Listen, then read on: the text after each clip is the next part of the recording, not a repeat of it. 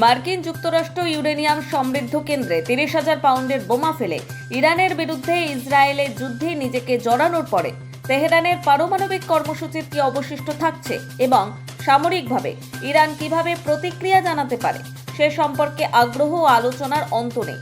উল্লেখ্য, ইরানের 3টি পরমাণু কেন্দ্রে মার্কিন সেনাবাহিনী বাংকার বাস্টার বোমা ক্রুজ ক্ষেপণাস্ত্র ব্যবহার করে, যার পরবর্তীতে মার্কিন প্রেসিডেন্ট ডোনাল্ড ট্রাম্প ইরানের পারমাণবিক কর্মসূচি সফলভাবে ধ্বংস করার দাবি করেন। বিস্তৃত আঞ্চলিক দ্বন্দ্বের আশঙ্কার মধ্যেও ট্রাম্প প্রশাসন একটি স্পষ্ট বার্তা পাঠিয়েছিল যে তারা ইরানের সাথে কূটনৈতিক আলোচনা পুনরায় শুরু করতে চেয়েছিল।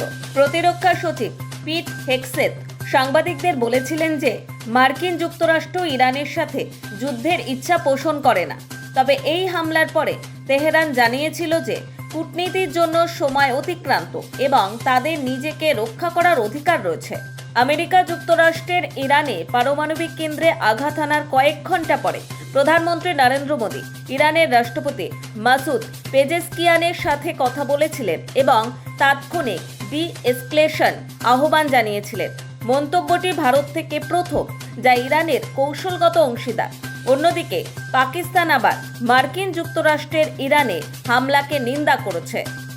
নোবেল বাংলা।